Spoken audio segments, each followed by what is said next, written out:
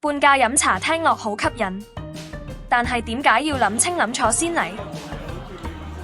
今集仲會同大家分享4大細節，魔鬼細節又喺邊度？即刻帶大家去實測。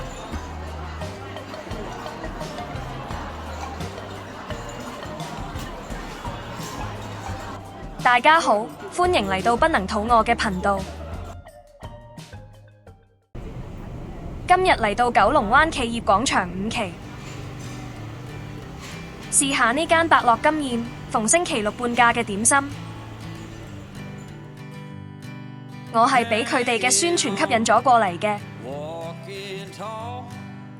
見到佢寫住星期六嘅全日都可以有點心半價優惠。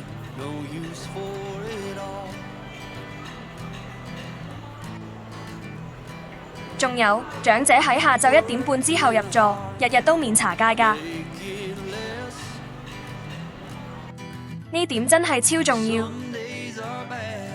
我感覺佢哋嘅茶錢偏貴，要成15蚊一位㗎。如果慳返茶錢，差唔多等於送多籠點心俾你，真係抵上加抵。既然佢有咁多優惠，點解話要去之前必睇呢？而家即刻拆解入面嘅魔鬼細節。第一樣就係服務啦。我哋當日大概下晝1點3左右去到，已經見到好多人。雖然話有長者優惠，但係條隊排到咁長，現場完全唔夠位俾啲長者坐低等，要白白罰企。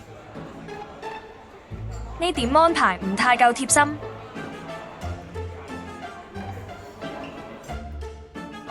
另外，就算坐低咗，都要等好一陣間先有人同你開茶。中途想叫服務員幫手，感覺佢哋態度都比較冷淡。可能因為今日星期六，真係特別忙啦。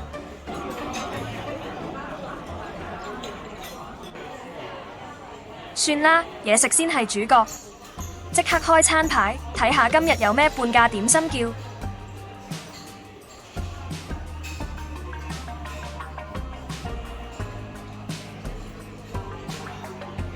影片係全自費製作，希望觀眾你可以訂閱支持啦。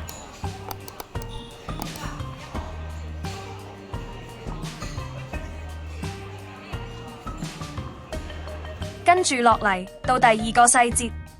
就係呢度點心嘅原價啦，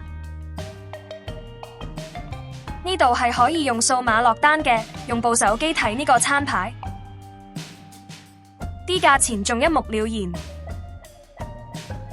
雖然話係點心半價，但我有個感覺，覺得上面標嘅原價好似比平時貴咗啲。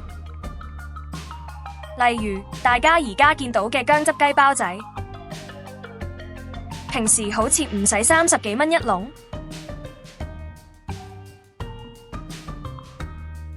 又好似冬菇釀鯪魚球，平時應該都唔使40蚊一籠。我知道我啲觀眾一向都好醒目，歡迎你喺下面留言分享下，可以話俾我知，平時你食開呢碟點心係幾錢一籠啊？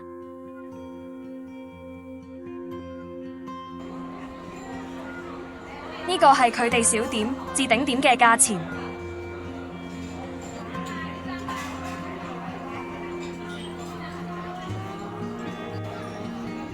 提提大家，如果你唔係長者，呢度茶錢要15蚊一位。當日我哋叫咗普洱，飲落覺得唔係話特別好飲，但2個人嘅茶錢加埋已經要30蚊。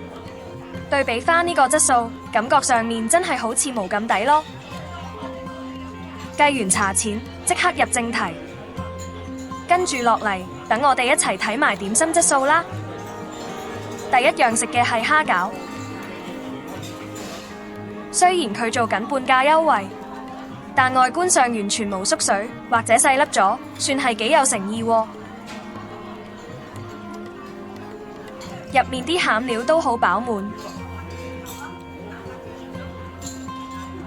除咗有蝦膠之外，裏面仲有好多好大粒嘅鮮蝦肉喺度㗎。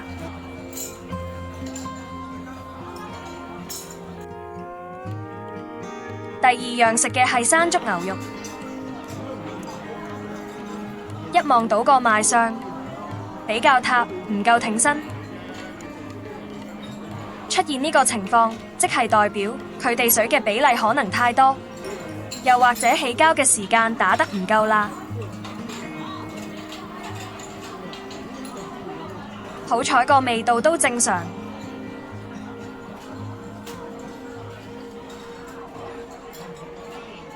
至於呢碟牛肉腸粉呢，味道就中規中矩，算係正常發揮。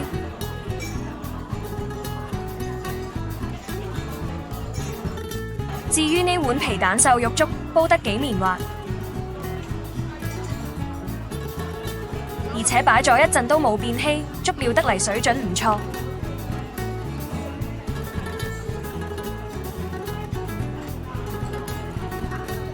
第五樣食嘅嘢係古法馬拉糕。呢件馬拉糕意外地咁鬆軟，空氣感十足。佢嘅味道雖然偏向甜少少，但好在整到細細嚿，份量啱啱好，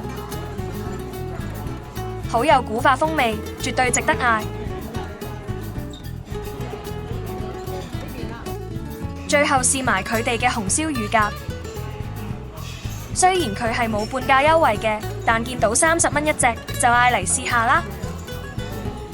可惜外皮就已經唔脆，好在裏面嘅肉都醃得幾香，幾夠味，過得去啦。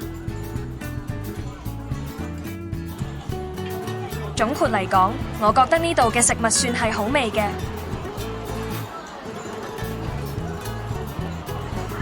不過我個人感覺，餐牌上面點心嘅原價好似偏貴咗少少，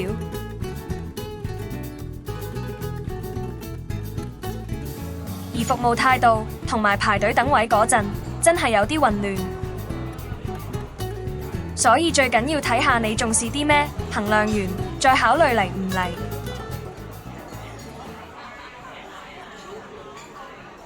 仲有一個嚟之前要知道嘅細節係咩？就係環境啦。一早睇到宣傳，話呢度有16尺高樓底，加埋大海景宴會廳，諗住舒舒服服嘆返個下午茶。點知入到去，連少少海景都冇。原來佢有海景嗰邊嘅間隔係分開咗嘅，唔知點樣先可以坐到靠窗嗰邊。同宣傳講嘅環境好似有啲取巧。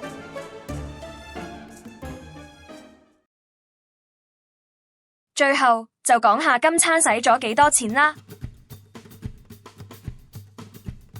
2位茶錢合共30蚊。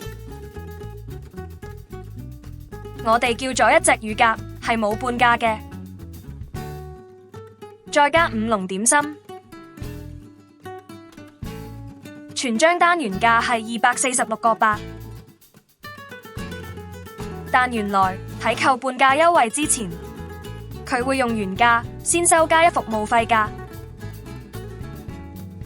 所以呢個就係第4個細節，用原價計加1。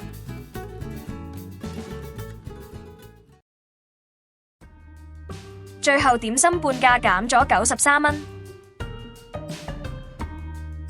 所以今餐2個人總共俾咗179蚊。觀眾你又覺得抵唔抵食呢？歡迎喺下面留言，同大家分享下㗎。